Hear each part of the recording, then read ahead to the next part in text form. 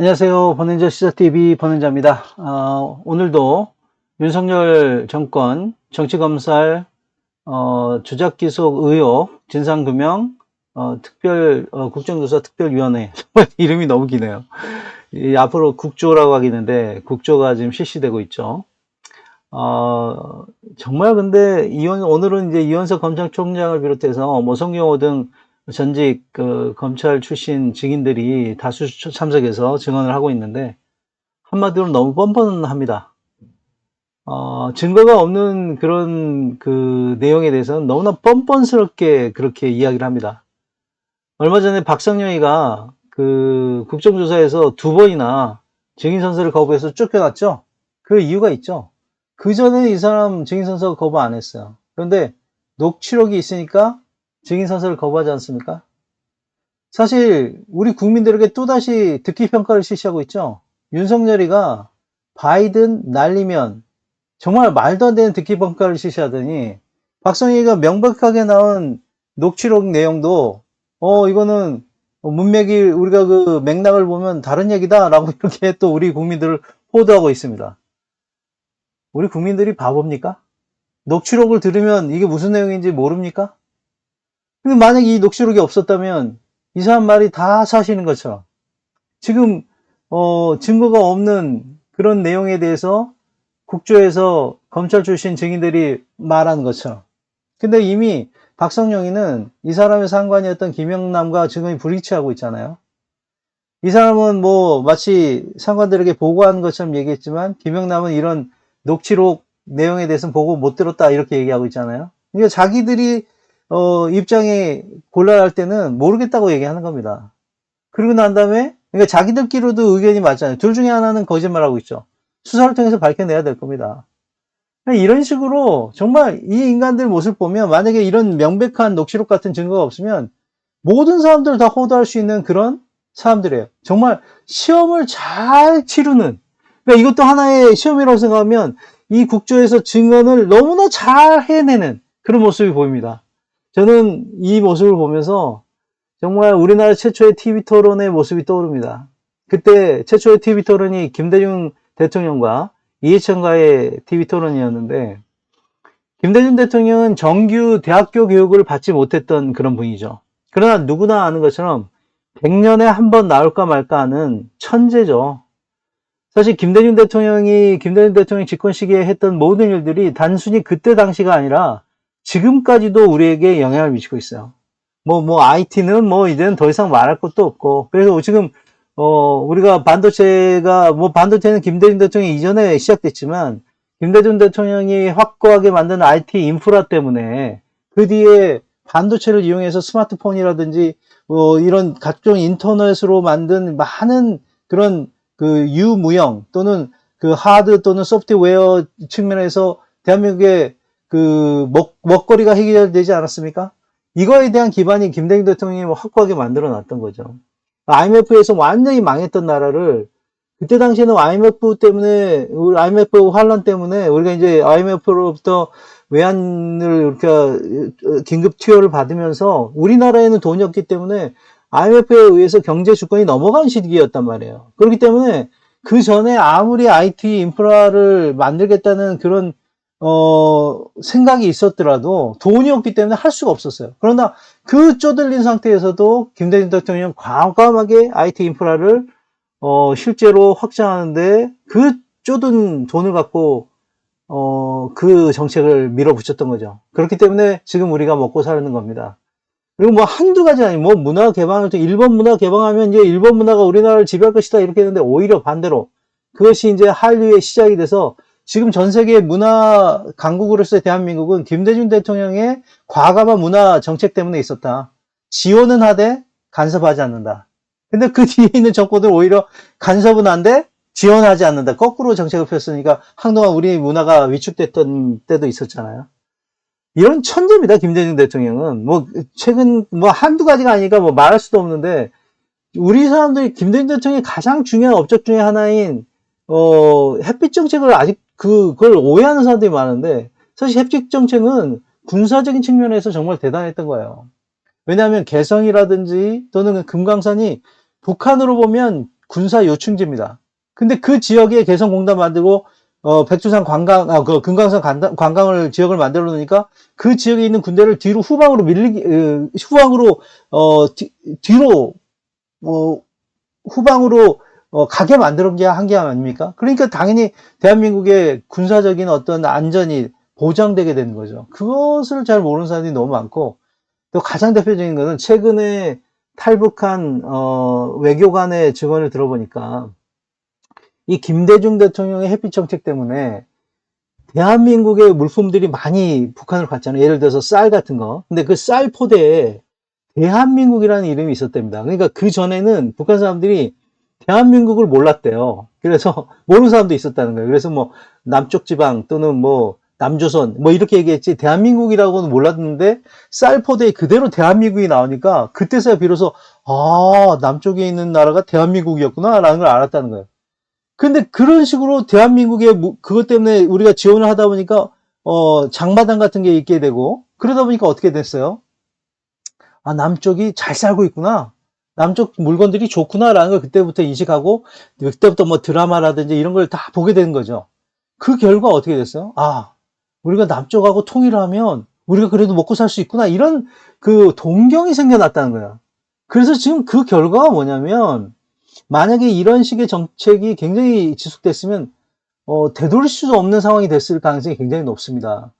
근데도 너무 안타깝게 그 이후에 이명박, 박근혜를 통해서 그게 차단된 게 특히 개성공단 같은 거 막아놓은 건 너무 박근혜 때 막은 이건 뼈아픈 정말 실책 중의 실책이라고 생각되는데 이 김대중 같은 천재의 그 정책을 그냥 몇 년 만에 그냥 말아먹은 거죠. 근데 하여튼 그것 때문에 지금 김정은이가 얼마 전에 적대적인 두 국가론을 만든 이유가 아무리 이 사람들 갖다가 이렇게 대한민국의 그 영화라든지 또는 저 예능 이런 걸 갖다 못 보게 해도 이게 대한민국에 대한 동경이 지워지지 않는 거예요. 그러니까 과거에는 그 당적인 어떤 제재를 했답니다. 그러니까 예를 들어 평양 사는 사람이 있으면 지방으로 가기도 하고 또 뭐 당적이 있으면 당적을 박탈하기도 하고 그러니까 이 사람들이 지방으로 갔는데도 더 이상은 지방에서 갈 데가 없잖아요. 그러니까 난 남조선 거 그냥 대한민국 영화 볼래? 뭐 이렇게 해도 상관이 없다는 거예요. 그러니까 이제는 법적인 처벌을 한다는 거예요. 그래서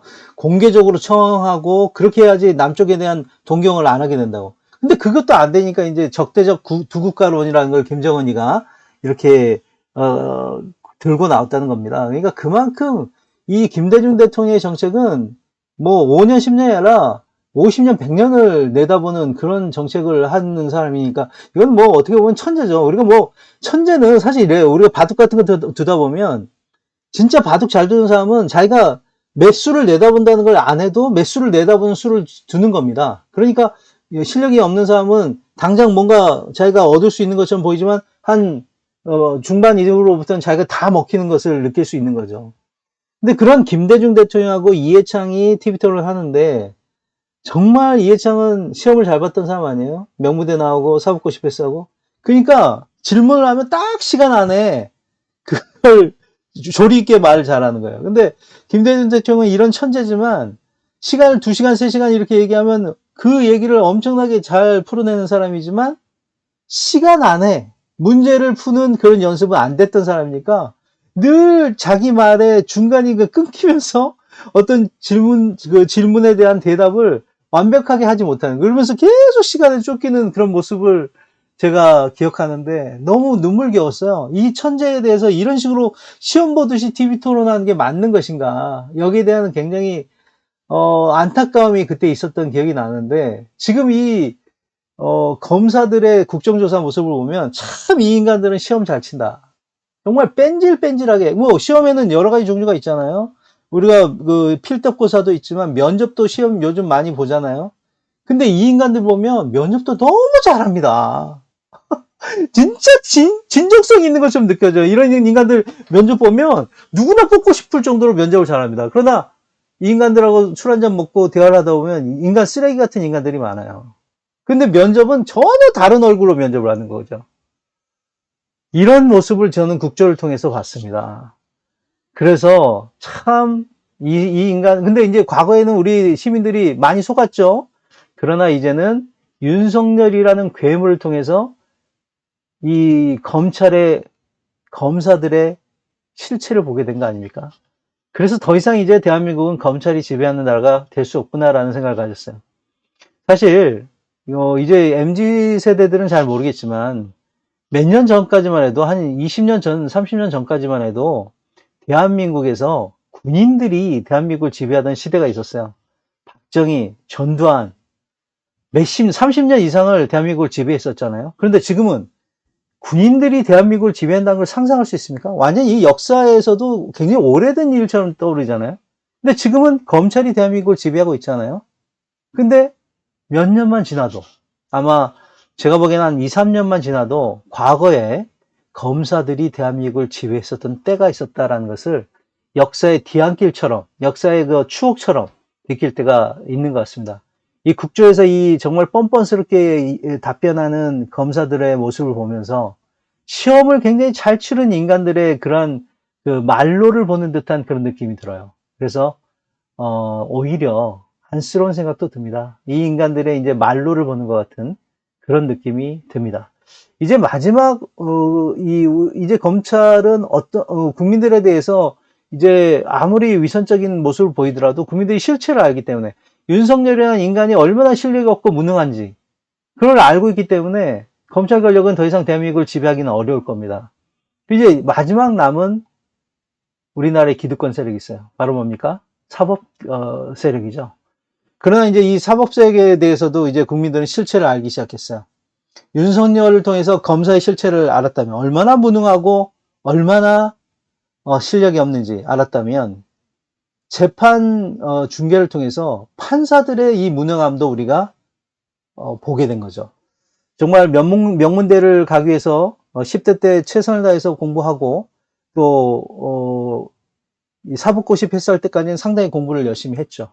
그러나 그 이후에는 자신들의 출세를 위해서 처세만 치중하다 보니까 실력이 완전히 도태되고 무능한 인간이 되었다는 것을 우리는 재판 소송을 통해서 느끼게 됐습니다. 이진관 재판장 같은 그런 아주 열심히 노력하고 실력 있는 그런 판사도 분명히 존재합니다. 그러나 그러지 못한 판사가 굉장히 많구나. 실체적 진실을 가릴 수 있는 능력조차가 없는 판사들이 많구나. 라는 것을 우리는 느끼게 됐습니다.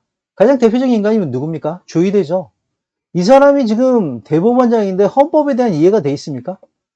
지금 납득할 수 없는 파기환송을 통해서 우리나라 제1당 대통령 후보를 배제시키려고 했잖아요. 근데 국민들이 주권을 행사해서 이재명 대통령을 선출한 순간에 자기의 사법 구태타가 실패했다는 것을 뼈저리게 깨닫고 사퇴했어야 되죠. 그러나 그것도 하지 않았습니다. 이런 사람이 헌법을 이해하고 있는 사람이에요? 아니, 몇 달 후면, 그러니까 대통령 후보자로서 이미 대통령 후보가 됐고, 그리고 제1당 대통령 후보자로서 제1당 당원들과 국민들이 선출한 사람인데 몇 달 후면 이 사람에 대한 국민적인 평가가 있는다는 것은 헌법에서 보장하는 국민 주권을 행사할 수 있는 기회를 줘야 되는 겁니다. 그것이 국민들에 대한 사법부의 당연한 태도여야 합니다. 근데 그 국민들의 제1당 당원들과 국민들의 선택을 배제해버리려고 했어요. 이건 있을 수 없는 사법 구태타입니다. 이거는 헌법을 이해하는 사람이면 누구나 문제가 있다고 생각하니까 이 조희대의 사태를 거론하는 겁니다. 근데 조희대는 헌법에 대한 공부를 안 한 건지 아니면 알고도 뻔뻔스럽게 자신의 그 참주 정치, 특정한 어떤 권력 있는 사람들이 후보자를 선택할 수 있다라는 그런 참주 정치를 해야 된다는 생각을 했는지 모르겠지만 하여튼 민주주의에 대한 이해가 없다. 저는 이렇게 생각합니다. 그래서 마지막 지금 사법 권력의 그 행태를 우리는 지적하지 않을 수 없고 이런 기득권 세력을 완벽하게 없애야만이 대한민국이 더 완벽한 선진 민주주의 국가가 될 수 있다 이렇게 생각합니다. 아마 대한민국은 세계 1등의 민주주의 국가라고 생각합니다. 지금 미국과 같은 경우에는 몰상식과 불합리가 지배했기 때문에 트럼프 같은 사람이 대통령이 됐고 그런 시민들의 몰상식과 불합리가 전 세계를 얼마나 불행하게 만든지를 우리가 다 보고 있지 않습니까? 그런데 대한민국은 어떻습니까? 정말 누구도 막을 수 없는 친위 구테타를 무력 하나 쓰지 않고 집단 지성을 통해서 퇴치해낸 아주 선진 민주국가 아닙니까? 이제는 합리성과 이 상식이 대한민국을 지배했고 몰상식과 불합리한 세력, 내란 세력을 배제시키는 그런 상황을 만들어냈지 않습니까? 그렇기 때문에 이제 검찰개혁이나 사법개혁도 저는 완수될 수 있다고 생각합니다. 이미 검찰개혁은 거의 완수 단계에 있고 앞으로 사법개혁도 계속 진행해야 될 겁니다. 사법 3법은 이미 통과를 한 거 아닙니까? 지금 재판소원제라든지 법왜곡죄, 재판관 증언 이게 통과됐지만 저희는 지금 정하고 있어요. 이제 곧 있으면 이 합리성과 상식을 가진 국민들이 지방선거를 통해서 이것이 얼마나 국민적인 열망인지 투표를 통해서 아마 또 증명해 낼 겁니다.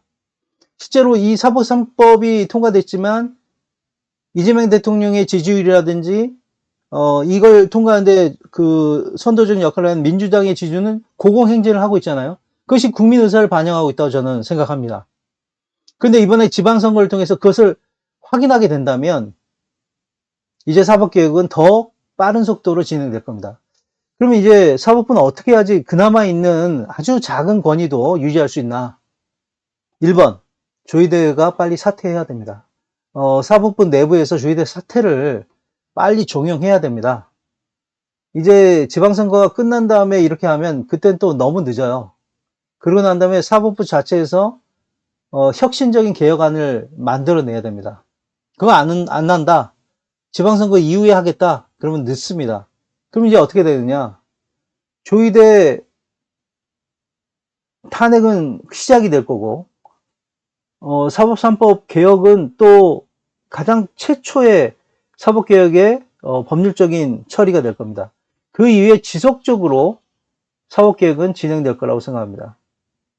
왜 그게 가능할까요?